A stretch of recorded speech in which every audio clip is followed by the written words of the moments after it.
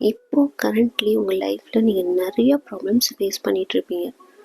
ஆனால் இதுவே ஒரு 10 வருஷம் இல்லை 5 வருஷத்துக்கு முன்னாடி அப்போ இருந்த ப்ராப்ளம் இல்லை இப்போ யோசிச்சு பார்க்கும்போது என்ன தோணும், சே அதெல்லாம் ஒன்றுமே இல்லைல்ல, இப்போ இருக்கிற ப்ராப்ளம் கம்பேர் பண்ணும்போது அதெல்லாம் ஒன்றுமே இல்லை, டிஜிபி மேட்ரு, அதுக்கு போயா அப்போ ஃபீல் பண்ணும் அப்படின்னு தோணும்.